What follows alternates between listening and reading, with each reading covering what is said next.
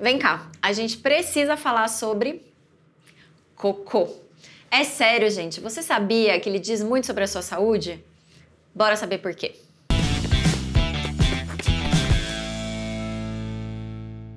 Não é brincadeira, a gente precisa falar mesmo sobre cocô. E hoje eu tô aqui com a Flora, a minha nutricionista, olha só, que foi quem me alertou sobre a importância de observar o cocô pela primeira vez. Flora, obrigada. Conta aí por que é tão importante então a gente prestar atenção no cocô. Muitas vezes as pessoas focam muito no... Não, eu vou super bem no banheiro, né? Ah, vou todo dia, tá? 10. Só que ninguém olha pro formato, para as outras características que, na verdade, contam muito mais sobre o bom funcionamento desse intestino.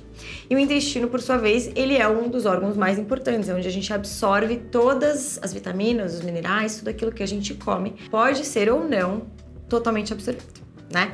Então, quando a gente pensa no intestino de um atleta, de um corredor, não é diferente. A gente precisa ter aí um intestino íntegro e saudável, com todas as características dentro do que a gente considera ideal, para que durante o esforço físico, onde a gente tem um aumento do estresse oxidativo por conta da corrida, onde toda a nossa corrente sanguínea, tudo ele vai para a extremidade, para os seus músculos que estão ali em ação. E aí eles fogem um pouco dos órgãos internos, ou seja, do intestino. Ao mesmo tempo, durante a corrida, a gente suplementa e joga bombas de suplementos lá.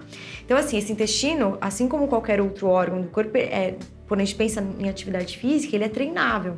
Então, a gente precisa ter um intestino íntegro já antes da atividade física, para quando a gente chegar no momento que a gente precisa do melhor dele, ele esteja ali em condições de absorver e mandar esses nutrientes para onde a gente quer. Eu lembro a primeira vez em que eu vim me consultar com você e você estava fazendo um monte de perguntas sobre a minha rotina e tal, e você falou, muito bem, e como é o seu cocô? Aí eu, como assim? Ela, você faz cocô todos os dias? Deu, sim, mas como ele é? Ele boia ou ele afunda? Deu, eu não sei, eu fecho a tampa e dou descarga. Então, eu queria saber, queria que você contasse aqui, porque agora eu já sei, como é essa forma ideal do cocô? E por que é importante saber se ele boia ou se ele afunda? O se ele boia ou se ele afunda não é a característica mais importante de todas, na verdade. Se ele boia ou se ele afunda, se o cocô afunda, significa que ele está com uma concentração de fibras ali dentro do ideal, que a gente considera ideal, com uma proporção de gordura e de produção de gases também. Então, toda vez que ele boia, significa que você tem uma produção de gases ali um pouquinho fora do comum, tá? Então você vai também sentir algum desconforto normalmente, ou com excesso de gordura, um consumo de excesso de gordura aí na sua alimentação. Das características que a gente considera mais importantes, são o formato das fezes, e para isso a gente tem a escalinha, que ajuda muito a nortear a gente aqui no consultório. Então, a escala de Bristol, ela é utilizada internacionalmente, ela é a mesma escala para qualquer lugar que a gente for, porque ela ajuda a gente a nortear para que lado a gente tá. Porque um desequilíbrio de intestino, ele pode ir tanto para constipação, fezes bolinhas, ficar dias sem ao banheiro, como uma diarreia constante, ou muitas vezes não é uma diarreia, são aquelas fezes pastosas, sem formato, meio feio, sabe? Uhum. Cocô bonito é aquele cocô bananinha marrom. Bananinha marrom, ele é inteiro, ele é íntegro, ele é macio, ele é úmido e ele sai fácil. Quando a gente pensa nas fezes mais amolecidas, aí para um outro extremo do padrão, tem tido uma passagem maior de líquidos ali do que deveria, e essas fezes estão mais umedecidas. E o que tem trazido isso?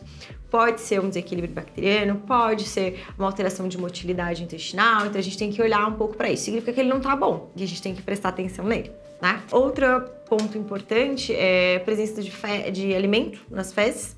Então, pode ser uma questão de mastigação ou pode ser uma questão digestiva mesmo. Então, todo o seu trato gastro, ele não está dando conta de fazer o processo digestivo como deveria. Então, esses alimentos chegam ali em micropedaços.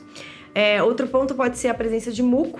Agora, quando esse muco sai nas fezes, ele é um indicativo de que essas fezes, que tem algum processo inflamatório acontecendo ali. Normalmente, na maior parte das vezes, ele é por uma questão alimentar. Normalmente, algum alimento que está inflamando um pouco mais, machucando mais essa mucosa, e o corpo naturalmente está tentando se proteger de alguma coisa, ele está dando um sinal pra gente. Como sempre, né? O nosso corpo fala com a gente o tempo inteiro. E um outro ponto é a cor das fezes, né? Que a gente tem alternância nas cores pela alimentação, então se você comeu muitas coisas verdes, ele pode ficar um pouquinho mais esverdeado. Se você comeu muitas coisas, sei lá, tomou um vinho, comeu um açaí, ele pode vir uma beterraba, ele pode vir com uma alternância de cor, mas se ele vai para um lado mais esbranquiçado, aí já é um sinal de alerta.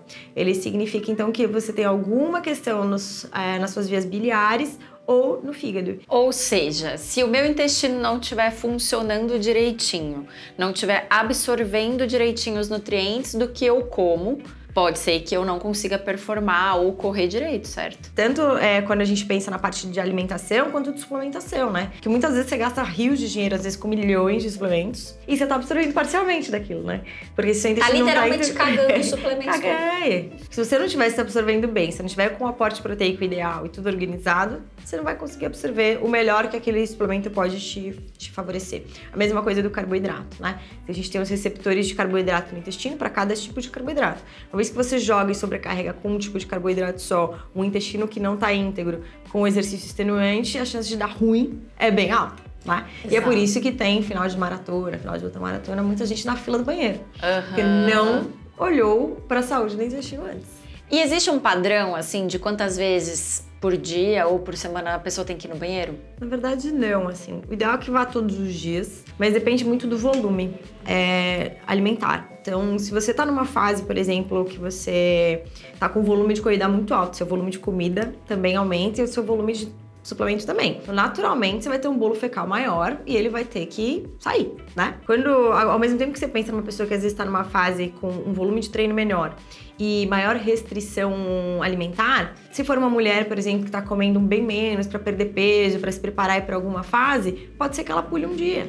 E tudo bem. E a gente tem tamanhos diferentes de intestino, 5, 7 metros, e esse tempo de trânsito também. E é bom ter uma rotina, assim, de horário, de ir ao banheiro? E o intestino, ele é um órgão sensível, né? Ele é um órgão sensorial, ele tem muitos neurotransmissores, então ele tem uma relação, inclusive, com o emocional. Por isso que muitas vezes ele sofre alteração se você tá sob muito estresse, que daí calha normalmente junto de você tá sem tempo, sem estresse, mais ansioso, e aí ele pode também ter uma interferência ali. E tem como treinar o intestino para fazer cocô? Por exemplo, eu sou bem reloginho, você sabe.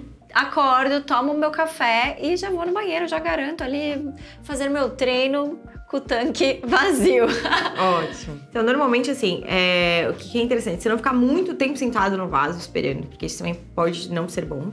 Mas você dá um tempo para esse intestino funcionar e estimular, o fato de você sentar ali no vaso sanitário todo dia, no mesmo horário, e tomar um copo de água ao acordar para poder... Normalmente as pessoas preferem ir ao banheiro de manhã, né? Porque daí tá em casa e tudo mais. Então, se acordar, tomar um copo de água, você já começa a acordar esse organismo de alguma forma boa e dá um prazo ali. Então, na primeira, na segunda, no terceiro dia, pode ser que ele não responda de cara, mas se você começar a gerar esse estímulo com frequência, ele começa a se acostumar com essa ideia. Flora, então estou em busca do cocô bananinha marrom. Como? Você tem alguma dica pra conquistá-lo? Pro cocô saudável, assim, não tem muito segredo. É desembalar menos e descascar mais. Então, é comer o mais natural possível. Então, fruta, verdura, legumes, os cereais integrais, você ter um consumo de água equivalente ali, né, para hidratar essas fibras, porque você come fibras demais, toma pouca água, você tende a constipar. E se você toma muita água e não tem fibra suficiente, também você não tem como formar esse bolo fecal. A variabilidade alimentar, ela é muito importante. Então, assim, tem aquela pessoa que come só frango, batata doce, come banana, com pasta de amendoim. Pronto. Só as bactérias que comem isso vão gostar da vida dela. Então, aí você acaba gerando um desequilíbrio para as bactérias que gostam de brócolis, por exemplo. Me mandaram perguntar aqui como é que tá o seu cocô. Então, conta aqui que a Flora vai avaliar. Brincadeira, gente, é sério! Compartilha com seu amigo corredor, porque isso vai ajudar muito ele. Aproveita, deixa o seu like, se inscreve no canal e ativa o sininho para não perder nenhum vídeo. Valeu!